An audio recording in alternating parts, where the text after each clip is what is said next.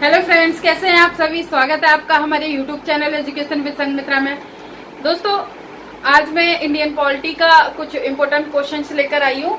तो सबसे पहले देखते हैं, भारतीय संविधान में संसदीय शासन प्रणाली, भारतीय संविधान में संसदीय शासन प्रणाली किस देश से ली गई है, यानी जो पार्लियामेंट्री गवर्नमेंट सिस्टम जो है वो किस देश से लिया गया है। तो दोस्तों, ये ब्रिटेन से लिया गया है। कहाँ से लिया गया है दोस्तों? ये ब्रिटेन से लिया गया है। ठीक है, देखिए, जब हमारा संविधान बन रहा था तो किसी एक देश का प्रभाव नहीं पड़ा है, बहुत सारे देशों का प्रभाव पड़ा है हमारे इंडियन कॉन्स्टिट्यूशन पे।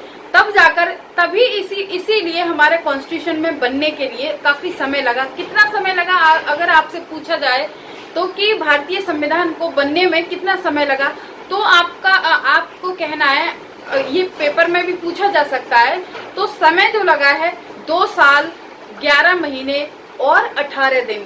ठीक है, 2 साल 11 महीने 18 दिन का समय लगा है, यानी विश्व का सबसे बड़ा संविधान जो है इंडियन कॉन्स्टिट्यूशन ही है। मतलब भारत का संविधान जो है वो सबसे बड़ा है। ठीक है, इसीलिए इसको बनने में समय अधिक लगा, ज्यादा समय लगा। ठीक है दोस्तों, तो ब्रिटेन से सिर्फ एक चीज नहीं ली गई है दोस्तों, ब्रिटेन से कई सारी चीजों को लिया गया है। जैसे संसदीय शासन प्रणाली तो ली ही गई है दोस्तों, साथ ही साथ संसदीय विशेषाधिकार को भी वहां से लिया गया है। ठीक है, विधि का शासन यानी रूल ऑफ लॉ, ठीक है, विधि का शासन भी वहां से लिया गया है।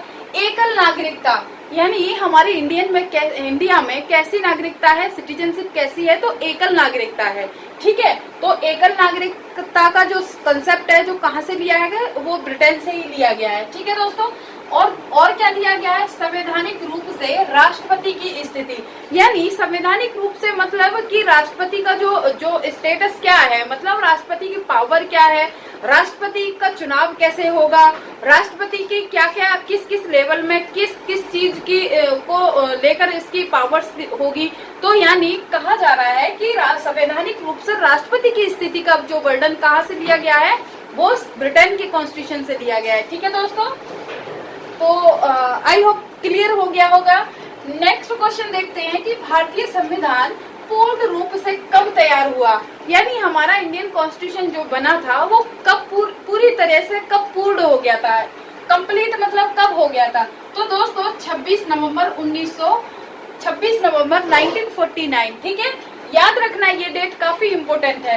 तो पूर्ण रूप से कब मतलब कंप्लीट हो गया था, तो 26 नवंबर 1949 को। ठीक है, अब यही आपसे पूछा जाए कि भारतीय संविधान कब लागू हुआ, यानी पूर्ण रूप से कब लागू हो गया, तो 26 जनवरी 1950 को भारतीय संविधान पूरी तरह से लागू हो गया। ठीक है दोस्तों, आगे बात करते हैं, मिलान करना है। ठीक है, मैच ऑफ द फॉलोइंग। ठीक है, तो मैंने कमिटी लिखी हुई है और जिससे रिलेटेड पर्सन थे, जो अध्यक्ष थे, तो वो मैंने साइड में लिखा है। ठीक है, तो संचालन समिति जो है थी, संविधान में जो संचालन समिति थी उसके अध्यक्ष कौन थे, तो दोस्तों डॉक्टर राजेंद्र प्रसाद। ठीक है, कौन थे? डॉक्टर राजेंद्र प्रसाद जो है वो संचालन समिति के अध्यक्ष थे। दोस्तों स्थायी सदस्य जो थे वो भी डॉक्टर राजेंद्र प्रसाद ही थे। ठीक है दोस्तों, अब आप नेक्स्ट देखते हैं, नेक्स्ट कौन सी कमेटी है? नेक्स्ट है संघ संविधान समिति।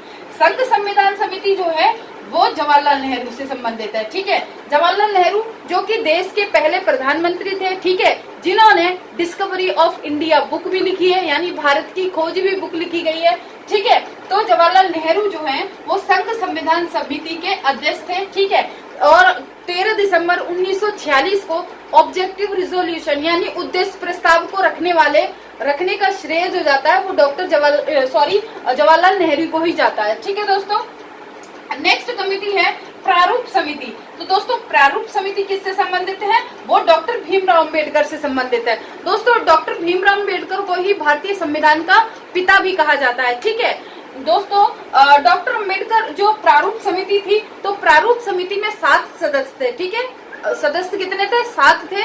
इनकी जो कमेटी थी उसमें अध्यक्ष जो थे वो डॉक्टर भीमराव अंबेडकर थे। ठीक है दोस्तों, अब नेक्स्ट कमेटी कौन सी है? नेक्स्ट है प्रांतीय संविधान समिति।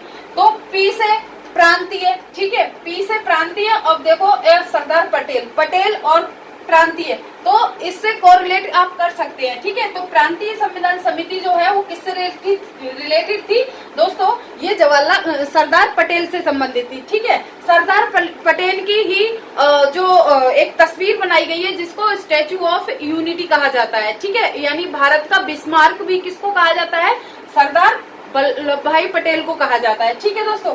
आई होप ये क्लियर हो गया होगा।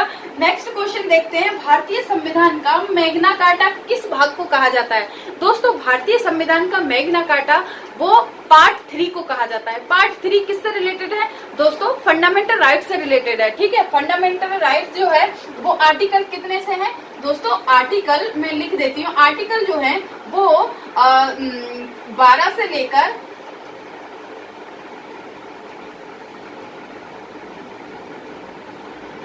35 है,